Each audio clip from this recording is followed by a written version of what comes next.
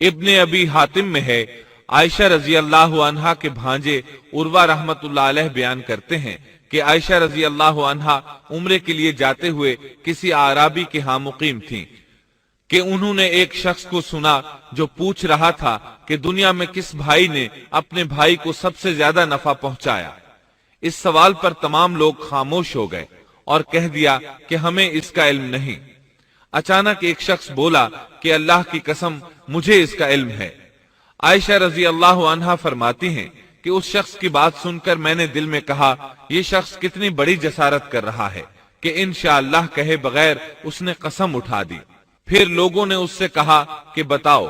اس نے کہا موسیٰ علیہ السلام، جنہوں نے اپنی دعا سے اپنے بھائی ہارون کو نبوت دلوائی۔ عائشہ رضی اللہ عنہا فرماتی ہیں کہ میں یہ بات سن کر دنگ رہ گئی اور دل میں کہا کہ واقعی اس سے زیادہ کوئی بھائی اپنے بھائی کو فائدہ نہیں پہنچا سکتا۔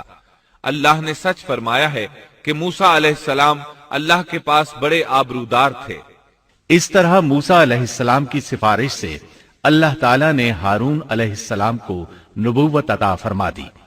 اس موقع پر موسیٰ علیہ السلام نے جو کہا سورۃ القصص آیت 33 تا 35 میں آتا ہے، موسیٰ نے کہا پروردگار میں نے ان کے ایک آدمی کو قتل کیا تھا، اب مجھے اندیشہ ہے کہ وہ مجھے بھی قتل کر ڈالیں گے، اور میرا بھائی ہارون مجھ سے بہت صاف زبان والا ہے، تو اسے بھی میرا مددگار بنا کر میرے ساتھ بھیج دے کہ وہ مجھے سچا مانے، مجھے تو خوف ہے کہ وہ سب مجھے جھٹلائیں گے۔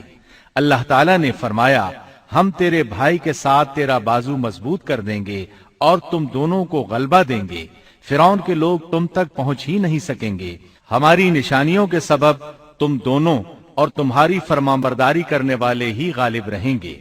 موسیٰ علیہ السلام نے سفر طے کیا اور فرعون کی طرف چلے آئے۔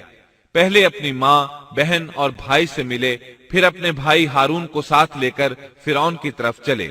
آپ نے دستک دی تو دربانوں نے آپ کو واپس لوٹا دیا۔ وہ صرف قوم کے سرداروں ہی کو اس کے پاس جانے دیتے تھے۔ انہوں نے موسیٰ علیہ السلام سے کہا واپس چلے جاؤ۔ تب موسیٰ علیہ السلام نے فرمایا انی رسول، میں تو قاصد ہوں، پیغام لے کر آیا ہوں۔ اب قاصد تو دوسرے بادشاہوں کے ہوتے تھے، انہیں تو اندر جانے دیا جاتا تھا، چنانچہ دربانوں نے آپ کو بھی اندر جانے دیا اور وہ آپ کو پہچان نہ سکے، لیکن فرعون نے انہیں پہچان لیا۔ یہ منظر قرآن کی بہت سی آیات میں بیان ہوا ہے۔ اللہ نے فرمایا ہرگز ایسا نہ ہوگا، تم دونوں ہماری نشانیاں لے کر جاؤ، ہم خود سننے والے تمہارے ساتھ ہیں۔